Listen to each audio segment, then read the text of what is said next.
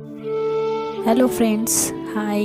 कैसे हो आप सब? आई होप आप सब अच्छे होंगे। तो आज मैं अपना एक नया वीडियो लाई हूँ जो कि यूपी में काफ़ी प्रसिद्ध जगह है।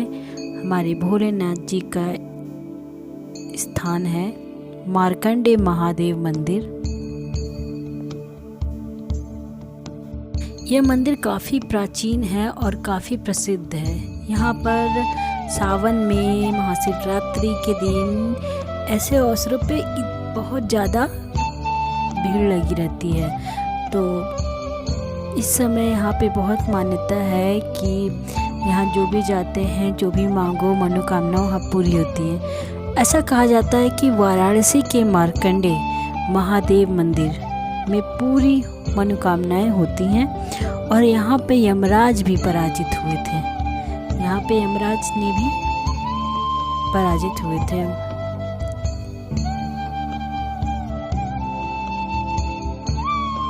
तो हमने पहले घाट घूमा बहुत अच्छे से। घाट काफ़ी सफाई से बना हुआ है, काफ़ी दूर तक है और इस टाइम मौसम काफ़ी अच्छा है। जैसा कि आप देख रहे हैं तो बहुत अच्छा लग रहा है मौसम। यहाँ का सब कुछ बहुत अट्रैक्टिव है। हल्की हल्की रिमझिम बारिश भी हो रही है। हम पूरी मस्ती करते हुए जा रहे हैं और अब हम चलेंगे मंदिर की तरफ। मंदिर में जाने से पहले मैं आपको यहाँ के बारे में कुछ बताना चाहती हूँ।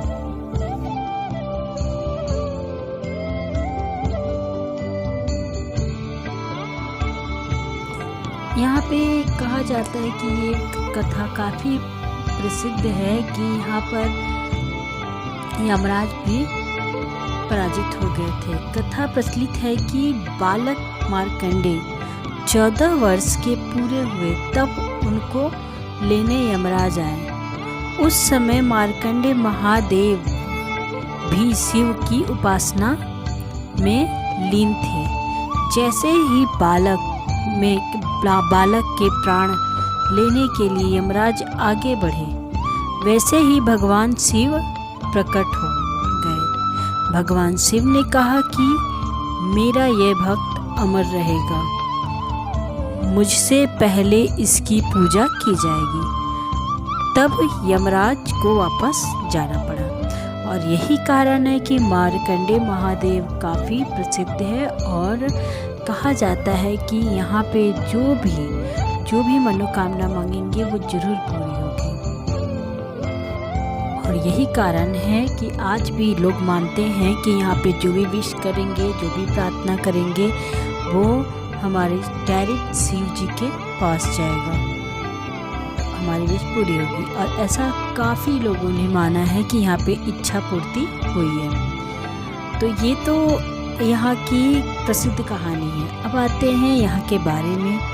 वाराणसी के करीब 30 किलोमीटर दूर गंगा गोमती के संगम तट पर स्थित मार्कंडे महादेव मंदिर में महाशिवरात्रि के अवसर पर भक्तों का तांता लगा हुआ है।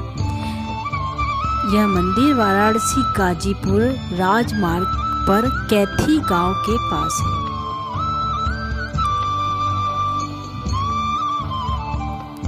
और महाशिवरात्रि के अवसर पर विभिन्न जिलों के लाखों भक्त जिलाभिषेक करने के लिए यहाँ आते हैं। शिवरात्रि के अवसर पर यहाँ काशी विश्वनाथ मंदिर से भी ज़्यादा भीड़ होती है। सावन माह में भी 1 माह का मेला लगता है।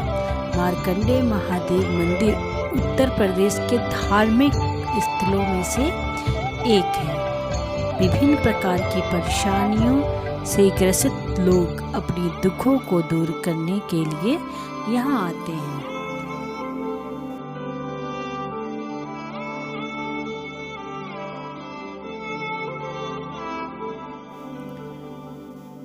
मार्कंडे महादेव मंदिर की मान्यता है कि महाशिवरात्रि और उसके दूसरे दिन श्री राम नाम लिखा बेलपत्र अर्पित करने से पुत्र रत्न की प्राप्ति मनोकामना पूर्ण होती है।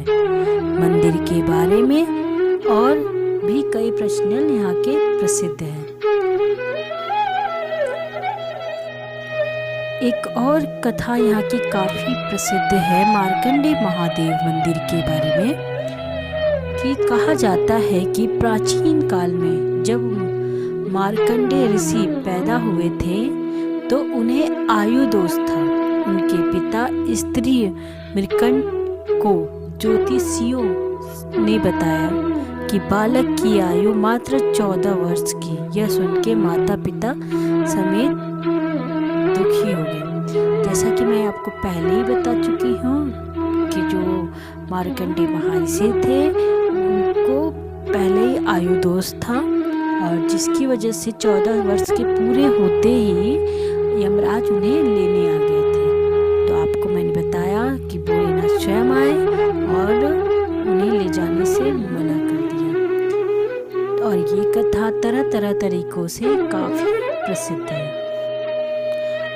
आइए आगे जानते हैं कि ज्ञानी ब्राह्मणों की सलाह पर बालक मार्कंडे के माता पिता ने गंगा गोमती संगम तट पर बालू से शिव विग्रह बनाकर शिव की अर्चना करने लगे। भगवान शंकर की घोर उपासना में लीन हो गए। बालक मार्कंडे के जैसे ही 14 वर्ष पूरे हुए तो यमराज उन्हें लेने आ गए। बालक मार्कंडे भी उस वक्त भगवान शिव की आराधना में लीन थे।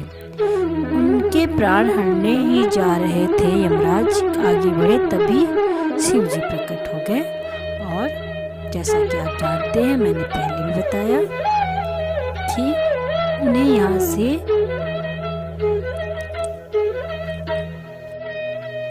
पराजित होकर वापस लौटना पड़ा। और यह कथा सच्ची मानी जाती है, और यही कारण है कि वहाँ पे इस मंदिर में शिव शंकर भगवान के मंदिर में ही दीवार पे मार्कंडे महादेव की पूजा होने लगी। लोगों का ऐसा मानना है कि महाशिवरात्रि व श्रावण मास में यहाँ राम नाम लिखा जाए बेलपत्र पर चढ़ाने से पुत्र की प्राप्ति होती है और सभी मनोकामनाएं पूर्ण होती है। और कहते हैं मार्कंडे महादेव मंदिर में त्रयोदशी यानी कि 13 का भी बड़ा महत्व होता है। यहाँ पुत्र रत्न की कामना व पति की दीर्घायु की कामना को लेकर लोग आते हैं। यहाँ महामृत्युंजय एंड शिव पुराण, रुद्राभिषेक व सत्यनारायण भगवान की कथा का भी भक्त अनुसरण करते हैं। महाशिवरात्रि पर 2 दिनों तक अनवरतन जलाभिषेक करने की परंपरा है।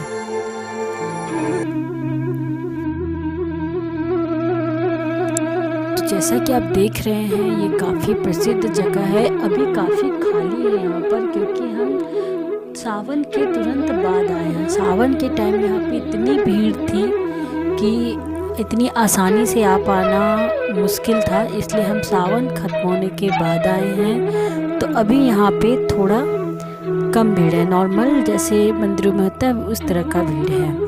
अदरवाइज आप अगर सावन में आते या महाशिवरात्रि के टाइम आते तो भगवान का दर्शन काफ़ी मुश्किलों से हो पाता और लंबी लाइन और भीड़ का सामना करना पड़ता।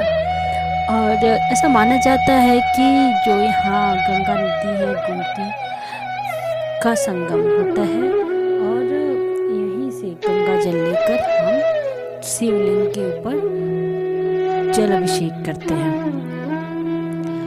तो इसलिए पहले हम घाट पे गए, और घाट काफ़ी अच्छा बना हुआ है दूर दूर तक, और काफ़ी सफाई भी है, सुंदर है। हम पूरा घूमे, मस्ती भी की, और उसके बाद फिर हम वापस भोलेनाथ का दर्शन करने पहुँचे।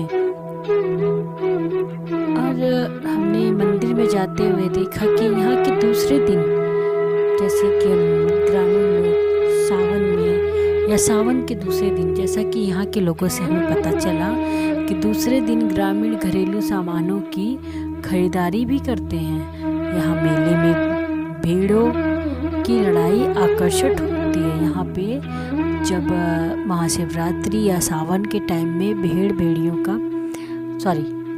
का लड़ाई कराया जाता है, जो कि काफ़ी आकर्षित करती है। और महाशिवरात्रि की पूर्व संध्या गाजीपुर, मऊ, बलिया, गोरखपुर, देवरिया, आजमगढ़ समेत कई अन्य जनपदों के लोग का जमघट देर शाम तक लगा रहता है। लगातार 2 दिनों तक अनिरंतर जलाभिषेक होता रहता है। तो ऐसा तो हमें यहाँ के लोगों से पता चला। और अब आते हैं जहाँ तक हम अपनी बात करते हैं, तो आज का हमारा यहाँ आना सफल हुआ। बहुत आराम से, आसानी से मार्कंडेय महादेव बाबा का दर्शन भी हो गया और हमने मंदिर अच्छे से घूमा भी और घाट भी हमने अच्छे से घूमा, बहुत एंजॉय किया। तो